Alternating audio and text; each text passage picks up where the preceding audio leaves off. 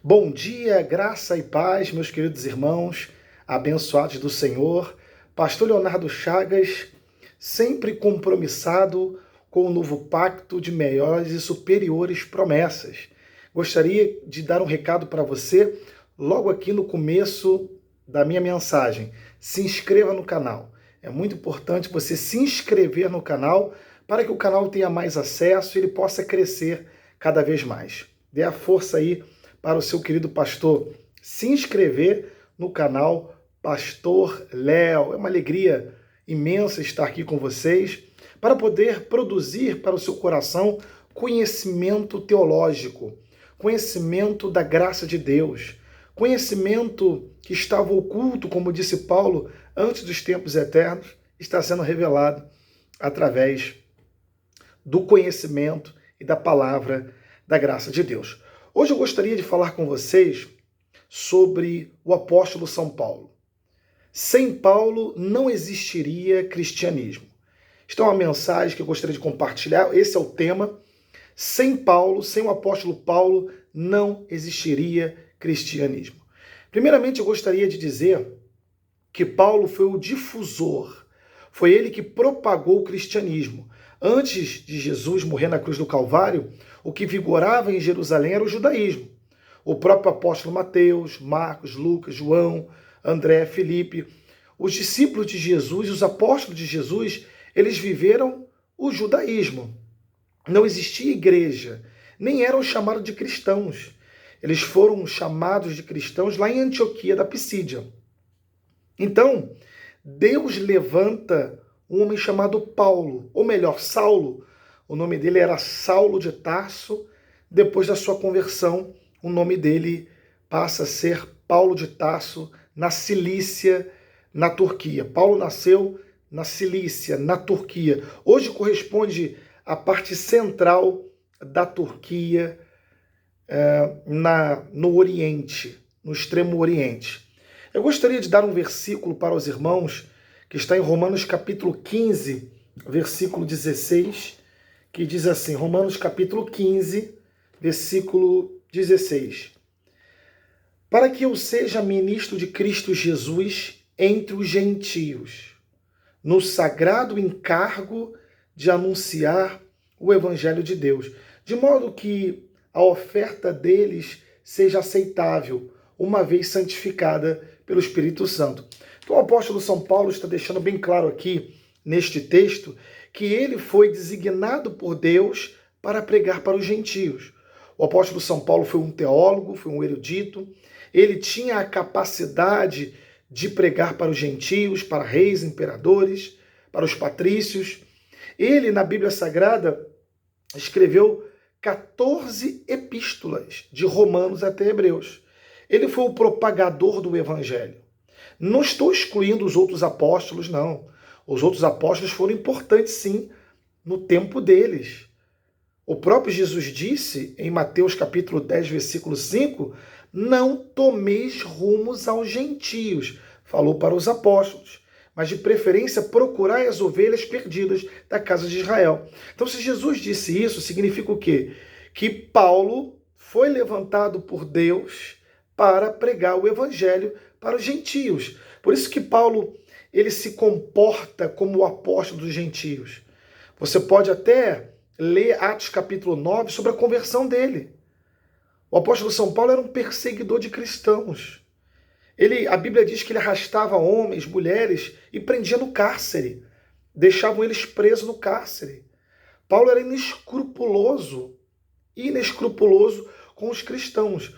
Um dia o apóstolo São Paulo, ele vai à Síria, ele vai a Damasco, na parte nordeste, do lado nordeste de Israel. Ele vai para esse lado, na parte nordeste, em direção ao nordeste de Israel, e ele vai à Síria, a capital Damasco, para perseguir os cristãos. Quando ele estava ali para perseguir os cristãos, isto está relatado aqui em Atos capítulo 9, está relatado em Atos capítulo 9, você pode anotar aí, ele tem um encontro com Jesus ressuscitado. O Cristo ressuscitado aparece para ele dos céus, envolto de uma luz, e disse, Saulo, Saulo, por que me persegues? Dura coisa é recalcitrares contra os aguilhões. Dura coisa é lutar contra Deus. Olha que interessante isso. Olha que interessante. Então, o que acontece, meus irmãos, nesse momento que o apóstolo Paulo tem um encontro com Jesus? Ele fica cego por aquela luz que é mais brilhante do que o sol, cai do cavalo. Ananias de Damasco, que era um sacerdote, ora por ele, leva ele até a rua chamada Direita, ora por ele, ele recobra a vista, e levanta dali num êxtase muito grande. Ele passa a ser o maior pregador da Bíblia Sagrada. Ou seja, as 14 epístolas que o apóstolo São Paulo escreveu na Bíblia, de Romanos até Hebreus, é um Cristo ressuscitado, é um Cristo pela fé. Não o Cristo lá de Nazaré, o Cristo de Mateus, Marcos, Lucas e João viram, o Cristo do judaísmo. Não existe dois Cristos, não é isso que eu estou falando. Existe o Cristo histórico e o Cristo ressuscitado. O Cristo histórico qual é, amado pastor? O Cristo histórico é o Cristo lá que viveu com os apóstolos, com Mateus, Marcos, Lucas e João. Inclusive, Mateus, Marcos e Lucas escrevem livros sinópticos. Eles têm harmonia entre si. Paulo já teve uma revelação divina do Cristo ressuscitado. Não foi à toa que Paulo foi até o terceiro céu.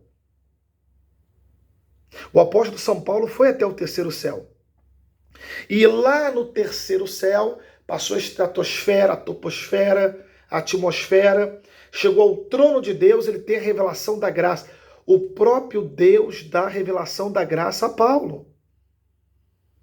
Então, Paulo tem que ser seguido. Não é à toa que ele disse, sede meus imitadores, como eu sou de Cristo. Se a igreja não seguir o Cristo ressuscitado que o apóstolo Paulo pregou, a igreja está em adultério espiritual. Porque ela está seguindo o Cristo da carne, o Cristo lá de Jerusalém, está seguindo o judaísmo. Porque antes de Jesus morrer na cruz, não existia igreja.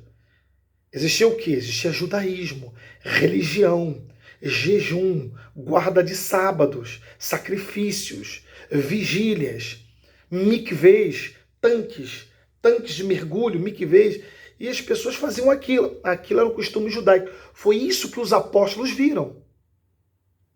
Foi isso que os apóstolos viram. Os apóstolos viram o quê? Judaísmo. Então, sem Paulo, não haveria cristianismo. Por quê? Porque Paulo fez 3 viagens missionárias com Barnabé, com João Marcos, com Silas. 3 viagens missionárias levando o quê? O evangelho da graça de Deus. Então, qual é o evangelho que a igreja deve seguir hoje, meu amado pastor? A igreja deve seguir o evangelho da graça de Deus que foi dado a Paulo. Pastor, e Mateus? E Marcos? E Lucas? E João? São livros históricos do Novo Testamento. Contam a história de Jesus com os judeus. Somente livros históricos. Ali está retratando o Cristo histórico. Somente a história de Jesus na terra com os judeus. A doutrina para a igreja, entendeu, meus irmãos? A doutrina para a igreja são as 14 epístolas de Paulo, o Cristo da fé. O Cristo que nos batizou pelo Espírito Santo, o Cristo que nos deu o dom da fé, o Cristo que renovou as nossas vidas através do seu sangue na cruz do Calvário. Quer dizer, pastor, então, que eu tenho que excluir toda a Bíblia? Não falei isso. Você não tem que excluir a Bíblia. A Bíblia é para ser lida, estudada. Agora, lá em Isaías tem uma evidência da graça. Lá em Deuteronômio tem uma evidência da graça. Você pode entender a história do povo de Deus no Antigo Testamento, normalmente, só para questão histórica. Para se viver hoje em dia, é somente pela fé, é somente as 14 epístolas de Paulo. A igreja tem que ter esta consciência. Enquanto a igreja não tem a consciência, ela mistura. Ela mistura o Antigo Testamento com o Novo Testamento, faz uma grande salada. que acaba virando uma desgraça completa. Por isso, tanta gente destruída dentro das igrejas, porque misturou o antigo pacto com o novo pacto. O Antigo Testamento é bom? É, para você estudar a relação do povo de Deus com o povo de Israel, as guerras do Antigo Testamento, os profetas, os salmos, as relações dos profetas com Deus, intermediando essa ligação com o povo, Deus com o povo através dos profetas. Mas estamos na era da graça. Estamos na era da graça. Estamos na era da graça. E era da graça, a igreja tem que viver somente a fé. Como diz em Romanos 1,17, o justo viverá pela fé.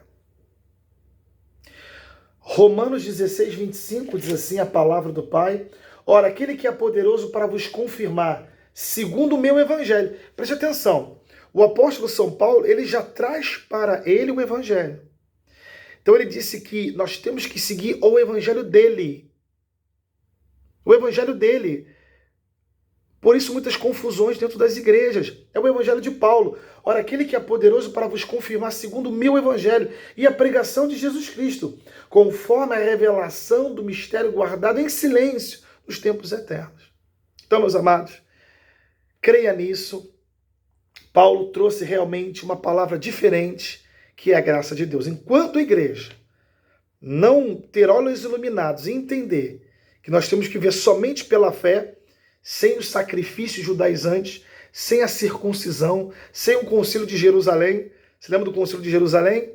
O que foi o concílio de Jerusalém? Foi a reunião de Pedro, Tiago, João, os líderes da igreja, para entender e debater se os gentios que aderirem a Cristo deveriam ser circuncidados ou não.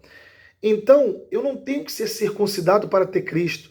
Eu não tenho que ser batizado para ser Cristo, para ter Cristo. Eu já tenho Cristo porque eu confessei Ele como Senhor e Salvador da minha vida. Efésios capítulo 2, versículo 8. Pela graça sois salvos mediante a fé. A fé, não o concílio de Jerusalém, não os judeus, não os sacrifícios, não Mateus, Marcos, Lucas, João, os livros sinóticos. Os livros sinóticos, Mateus, Marcos, Lucas, principalmente Mateus, Marcos, Lucas. João já tem uma narrativa diferente. Mas nós temos que entender que somente as cartas de Paulo é que servem para o povo gentílico. O que é o povo gentílico? É o povo que não é judeu. Tá bom? Fico com esta palavra, com esse estudo.